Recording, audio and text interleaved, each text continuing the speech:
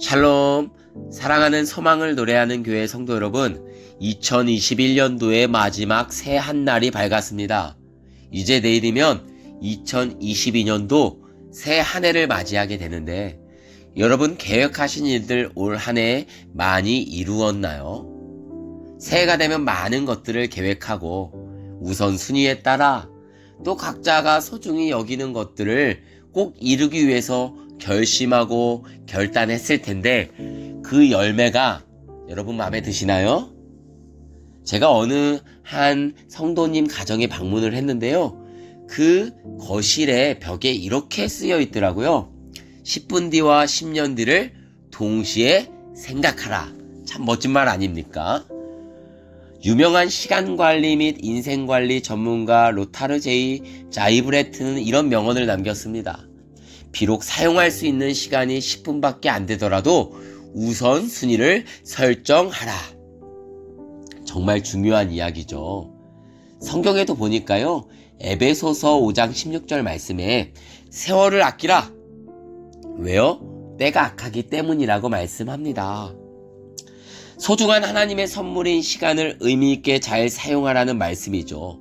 죽어가는 시간, killing time, 시간을 죽이는 일은 하지 말라는 권면입니다. 오늘 말씀도요, 주님께서 우리에게 우선순위에 대한 중요성을 말씀하고 계십니다.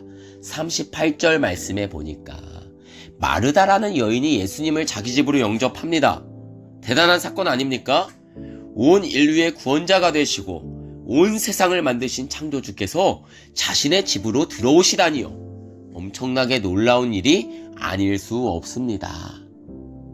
오늘 마르다의 집에 예수님께서 친히 들어가셨어요. 역사상 없던 일이죠. 하나님이신 예수님의 신방에 마르다는 너무나도 흥분이 되었던 것 같아요. 그래서 여러 가지를 준비합니다. 상다리가 휘어져라 음식을 준비하고 디저트를 준비하고 그렇게 분주하게 준비를 하다 보니까 마음속에 이상한 생각이 든 거예요. 무엇 때문이었죠? 맞아요. 동생 마리아의 모습이 떠오른 거예요. 나는 너무 바쁜데 마리아는 예수님과 이야기를 나누고 있는 모습에 마르다가 분노하게 됩니다. 화가 났어요. 그래서 예수님께 이렇게 말해요. 예수님, 제가 이렇게 바쁜 거 안 보입니까? 빨리 마리아에게 말해서 저를 좀 도와주라고 말해야 되는 것 아닙니까? 라고 이야기하고 있어요. 예수님께서 아마 마르다에게 그래 미안 그렇지 빨리 도와주라고 할게. 미안하다. 마르다야 혼자 고생이 많지? 이렇게 말하면 얼마나 좋을까요? 그런데 마르다가 기대했던 것과는 다른 말씀을 하세요. 41절 42절 말씀인데요.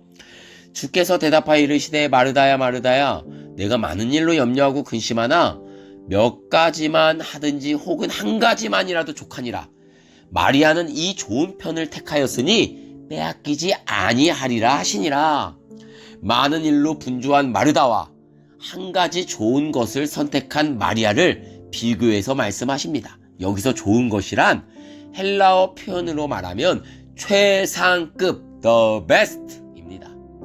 마리아는 이보다 더 좋을 수 없는 예수님의 말씀을 듣는 것에 최고의 가치를 두었다는 말씀이에요.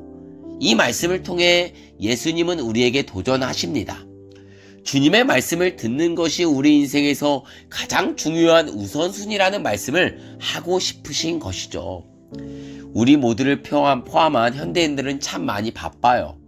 아침부터 저녁까지 바쁜 일상 속에 살아갑니다. 그런데 오늘 이 말씀을 준비하며 이런 생각을 해보게 되었어요. 지금이 새벽 1시인데 저도 새벽 1시까지 지금 예배를 준비하며 이렇게 말씀을 전하고 있는데요. 참 많은 일들로 분주했던 오늘의 일상 속에서 고요하게 하나님 말씀 앞에 앉아 말씀을 묵상하고 기도했던 시간이 많지 못했더라고요. 송구영신 예배를 준비하느라, 신년 예배를 준비하느라, 또 여러 가지 준비에 필요한 일들을 보느라 분주한 저의 모습을 보면서 이 마르다의 불평 섞인 그 예수님께 전한 그 말이 마치 저의 모습 같아서 참 많이 부끄러운 마음이 들었어요. 예수님 스스로도 공생의 사역 가운데 하루하루 바쁜 삶을 사셨습니다. 병자 고치시고 귀신 들린 자도 고치시고 이곳저곳에서 가르치시고 전도하시고 사역을 참 많이도 하셨어요. 그런데 예수님께서는 가장 중요한 것에 타협이 없으셨습니다. 그것은 무엇입니까? 아버지 하나님과의 교제하는 시간을 놓치지 않으신 거예요. 저는 놓쳤거든요. 하나님 아버지의 말씀을 듣고 또 말씀을 드리는 그런 교제의 시간, 기도의 시간을 놓치지 않으셨다는 것입니다. 예수님의 삶은 반드시 우리가 따라야 할 삶이에요. 오늘 이 새벽에 여러분들의 인생 가운데 늘 우선순위가 되는 그 기도의 시간이 회복되기를 주님의 이름으로 축복합니다. 하나님의 말씀에 귀를 기울이고 하나님과 교제하는 이 기도의 시간이 여러분들의 평생의 우선순위가 되길 주님의 이름으로 축복합니다.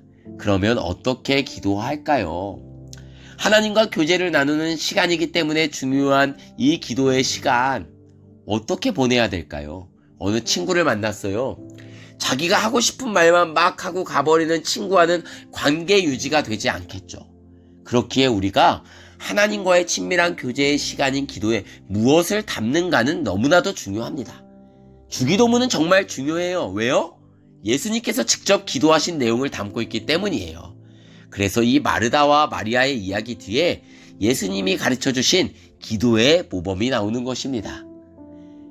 이 새벽에 시간의 한계 때문에 모든 것들을 다 다룰 수는 없지만 예수님이 가르치신 그 주기도문, 그 기도의 핵심을 함께 나누고자 합니다. 먼저는 아버지요.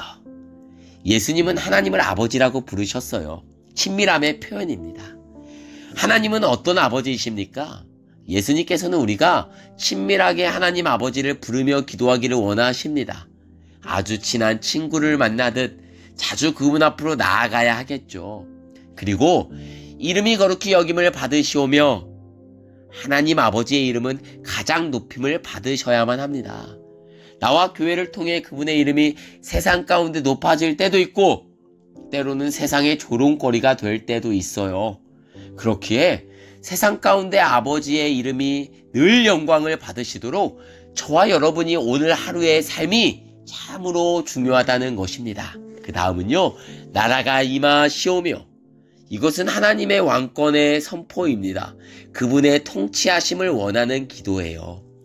하나님 아버지께서 다스리시는 나라가 먼저는 나 자신과 내 가정과 교회와 나아가 직장과 이 나라와 열방으로 확장되길 선포하며 기도하길 소원합니다.